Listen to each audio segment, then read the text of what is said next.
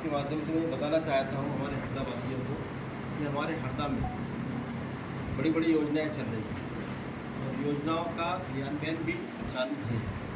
उसमें हमारी सबसे बड़ी योजना तो 3500 करोड़ की गंजाल मोरन डैम है, जिससे करीब 200 गाँव की तो सिंचाई होगी। 200 गाँव की सिंचाई में 142 गाँव करीब हमारे हरदा के हैं और इसमें 64,111 हेक्टर भूमि में सिंचाई होगी, जो लगभग 1,60,000 एकड़ भूमि है। गंजाल मोरन के माध्यम से इतने गाँवों को सिंचाई मिलेगी और ये 3500 करोड़ की योजना है। इसे गाँव की मैंने पूरी लिस्ट आपको दी है जो हमारे हरदा के गाँव है, तो लिस्ट के अनुसार बताऊँगा तो बहुत लंबा पड़ जाएगा कि 200 गाँव गिनना लेने में, इसलिए वो है 200 गाँव को मिलेगी। आपने इस पर कमेंट्स करना चाहता हूँ कि पूर्व मंत्री हमारे कमल पटेल 25 साल से विधायक रहे हैं और हमेशा घोषणा करते आए हैं कि मैंने पूरा हरदा सिंचित कर दिया, पूरा हरदा सिंचित कर दिया, और आज तक हरदा में ये गांव कैसे छूट गए। मेरा क्वेश्चन उनसे कि गांव कैसे छूट गया, आप जगह पूरा सिंचित कर दिया तो गांव कैसे छूट गए, गंजाल मोरन कैसे छूट रहे हैं ये। और इसके बाद भी एक और इलाप सिंह योजना है, वो उसका बताऊँगा। तो ये इस तरह के झूठ बोलकर हमेशा हमारे हरदा को गुमराह किया है और आज भी गुमराह कर रहे हैं। इसलिए मुझे आज आपसे बात करना पड़ रही है, क्योंकि ये विकास के काम सरकार के हैं, सरकार को करना चाहिए, जब करवाते हैं काम वो चीज़ें होती है अपना अपना, पर ये झूठी वाहवाही लूट कर और झूठी वाहवाही लेकर ही काम करते आए। इसलिए मेरा उनका आरोप है कि आपने कभी 25 साल में कोई ऐसा कांक्रीट काम नहीं किया जिससे हरदा का विकास हुआ हो, तो वो आरोप लगा रहा हूँ। और ये गंजाल मोरन डैम जो है एक छोटी सी उसके पीछे बड़ा एनओसी के पीछे जो पर्यावरण विभाग से लेना है, वो पर्यावरण ये अगर मंत्री थे 3.5 साल अभी भी मंत्री रहे, क्योंकि ये योजना जो 2020 में सेंक्शन होके टेंडर हो गए थे जब कमलनाथ जी की सरकार थी, और उसमें सेंक्शन होने के बाद काम ठेकेदार आ गया, ठेकेदार को दे दिया, ठेकेदार काम करने को आ गया है। उसके बाद ये 3.5 साल मंत्री रहे, इन्होंने जरा सी भी जूट नहीं लगी इनके काम में और इन्होंने कोई कार्रवाई की। अगर ये चाहते हैं अगर कि केंद्र में जाके पर्यावरण विभाग में संपर्क करके या मंत्री से संपर्क करके एनओसी ले आते तो आज तक हमारा डैम बन जाता, क्योंकि 3 साल की डैम की बनने की आदत होगी, 3 साल में बन जाता तो आज हमारे लोगों को पानी मिल जाता। तो इस तरह का इन्होंने हमेशा गुमराह किया है, कभी क्षेत्र के विकास के लिए काम नहीं किया, और आज विकास के काम हो रहे हैं तो वाहवाही लेने के लिए आगे आगे दौड़ते हैं, गाँव में अफवाह फैलाते हैं। एक और आपके माध्यम से बताना चाहता हूँ कि हमारे गाँव में जो अफवाह फैलाई जा रही है, इनके लोग जाकर बोलते हैं कि ये आपका गाँव छूट गया है, आपका गांव जुड़वाना हो तो चलो भैया के पास।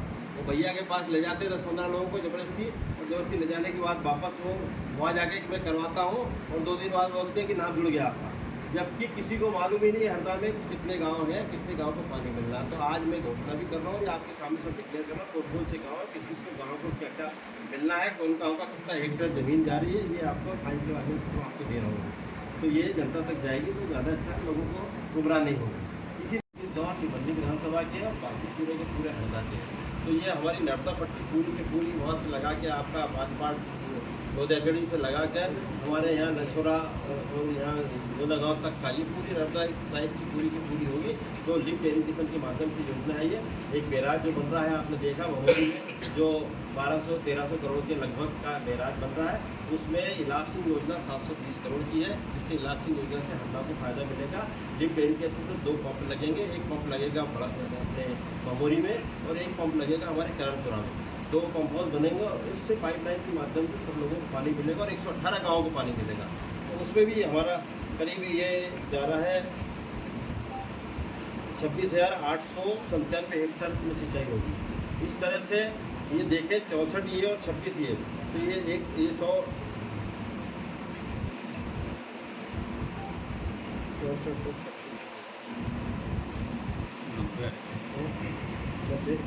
90-95 हज़ार हेक्टेयर के लिए हो रहा है। और इसके पहले भी हमारे यहाँ का जो चल रहा है वो अलग चल रहा है, तो ये जुड़ेगा। ये एरिया हमारा बचा हुआ था सिंचाई से, ये जुड़वाने की कोशिश कर रहे हैं। इसका भी हमने ये योजना जो इलाप सिंह योजना है, इसका ये 720 करोड़ की है। इसका पिछले अभी जो 3-4 महीने पहले अनुकूल बजट आया था उसमें 50 करोड़ बजट डलवाए थे, और अभी हमने 100 करोड़ को डलवाए हैं। 100 करोड़ के माध्यम से यहाँ काम हो रहा है। ये गंजाल मोरन में भी 258 करोड़ डलवाए हैं, तो ये काम चल रहा है। उसके साथ ही मैं आपको बताना चाहता हूँ, ये दोनों हो गए। इस योजना में भी, इलाप सिंह योजना में भी गुमराह किया जा रहा है।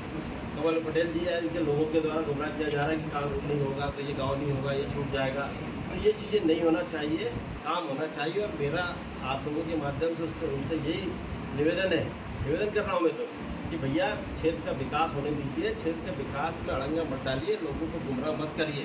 जो योजना आई है उसमें सहयोग कीजिए, जिससे योजना हमारे क्षेत्र के लोगों को मिले तो सबको लाभ मिलेगा। आज अगर कोई बीजेपी और कांग्रेस को लाभ नहीं मिलेगा, हमारे किसान भाइयों को लाभ मिलेगा और हमारे क्षेत्र को लाभ मिलेगा, डेवलप होगा तो निश्चित इसका फायदा मिलेगा। इसी तरह आपने देखा होगा, पहले भी मैंने मूंग के टाइम में पिछले कार्यकाल में मूंग गांधी जी उनकी में गया जब 1200 हेक्टेयर में हमारे यहाँ वो हो रहा था 1200 हेक्टेयर में पानी आ रहा था मूंग का। उसके बाद मैंने जब लड़ाई लड़ने के बाद 1,45,000 हेक्टेयर में आज पानी आ रहा है। तो उस टाइम 150 करोड़ का मूंग आ रहा था, आज 1500 करोड़ का आ रहा था। तो आज बाजार का फायदा हो रहा, तो हमारे हल्का का ही विकास हो रहा है। तो ये विकास होना चाहिए और इसी विकास की सोच रखना चाहिए। 4 लेन का देखे हमने कि 4 लेन इन्होंने, ये मंत्री थे 4 लेन को डाइवर्ट कराने में 1 साल लगा दिया। आज अगर 4 लेन टाइम से 1 साल पहले बन जाता तो हमको उसका फायदा मिल जाता, कितना लोगों का डीजल पेट्रोल बचता। तो वो चीज़ें नहीं की। तो इस तरह के विकास काम को रुकना नहीं चाहिए। आप जनप्रतिनिधि रहे तो आपके कार्यकाल में आपको बढ़ाना चाहिए था, तो बढ़ाया नहीं, रुके हैं काम आपके कार्यकाल में, और हमारे कार्यकाल में आगे बढ़े हैं। तो काम बढ़ना चाहिए। और मेरा तो आपसे यही निवेदन है, आपके माध्यम से उनसे, कि विकास के काम को रोकना या रुकने वाले या कोई दूसरा रोक रहा है और हम जनप्रतिनिधि है तो हमको सहयोग करके उसको आगे बढ़ाना चाहिए और उसको काम जल्दी कैसे हो उस पर काम करना चाहिए। ये है। इसके साथ ही आपने देखा होगा कि अभी हमारे यहाँ सड़कों का विकास, सड़कें भी बहुत सारी बन रही हैं। अभी आपने देखा है मुख्यमंत्री जी ने भूमि पूजन करके गए, तो ऐसा 316 करोड़ की सड़कों का भी इसकी लिस्ट मैंने दी, इसमें इनका हुआ है 316 करोड़ के लोकार्पण और भूमि पूजन मुख्यमंत्री जी के साथ हम लोगों ने किए हैं चिचौड़पुरी पे। वो वहाँ करने के बाद आपने देखा कि वहाँ उसमें हमारे कुछ गाँव की हॉस्पिटलें भी है, कुछ आंगनबाड़ी केंद्र भी है, कुछ स्कूल भी है, हमारा जो कॉलेज का भवन है वो भी है, सबके लोकार्पण हो चुके हैं। पर इसके बाद भी इनको 25 साल लोकार्पण और भूमि पूजन करते आए कौन पटेल, किसी ने कोई रोका नहीं है, वन साइडेड चला पूरा। इसके बाद आज फिर भूमि पूजन करने चल देते कहीं, जिसका भूमि पूजन सीएम ने कर दिया उसका भूमि पूजन ये करते हैं। तो दुर्भाग्य है, ये अपने आप को सुपर सीएम से उतर नहीं पा रहे हैं। अभी तो पता लगा घोड़े पे चढ़े हुए हैं सुपर सीएम के, तो उतर नहीं पा रहे हैं। तो ये मेरा निवेदन है कि इस तरह की हरकतें मत करो। हमारे हरदा की बेइज्जती हो रही है, हमारे हरदा की जनता की बेइज्जती हो रही है। जैसे प्रतिनिधि को हमने 25 साल तक चुन के रखा है, तो ये बड़े दुर्भाग्य की बात है। तो इसलिए उनसे ये निवेदन है कि भूमि पूजन नकली मत करो। नकली नेता तो वैसे ही साबित हो रहा हो, ऐसे नकली भूमि पूजन करोगे तो मैं तो ये कहूँगा कि नकली नेता है। जो भूमि पूजन गलत करेगा तो नकली नेता ही कहलाएगा। आज जो कर रहे हैं सांसद प्रतिनिधि बनकर बैठे हो आपका मतलब दुर्भाग्य है कि जो मंत्री लेवल का आदमी सांसद प्रतिनिधि बन के बैठा है आज, और आज फिर भूमि पूजन जब ऐसे नकली करते जा रहा हूँ। अभी ये आप यहाँ का 60 करोड़ हमने सेंक्शन करा है और हम सीएम ने भूमि पूजन करके अपना गांगला बसनगांव से लगा के हंडिया तक का रोड है, और वो रोड जो काम चालू हो गया, अभी 3-4 दिन पहले भूमि पूजन कर दिया। तो ये कौन से तरीका है तुम्हारा भैया, ये तो बताओ। तुम्हारे सीएम को भी तुम मानने को तैयार नहीं है। उसमें सीएम साहब थे, मैं था, प्रभारी मंत्री जी थे, हम लोगों ने भूमि पूजन किया। पत्थर बना हुआ, पत्थर है, मेरे पास प्रूफ है पूरा, और इन्होंने जाके भूमि पूजन कर दिया। तो ये सीएम को भी मानने को तैयार नहीं है। तो ये कौन सी पार्टी के हैं, कौन से नेता है, क्या पद है, ये तो बताएं अपने आप का। तो इस तरह का गलत तरीके का जो हरदा में माहौल चल रहा है उसको हटाने के लिए आपके माध्यम से ही उनके साथ जानकारी भिजवाना चाहते हैं। और इस तरह की चीज़ें अच्छी नहीं है, स्वीकार भी नहीं करना चाहिए, और आम जनता भी स्वीकार नहीं कर रही है, और इसी कारण उनको हार का मुँह देखना पड़ा है।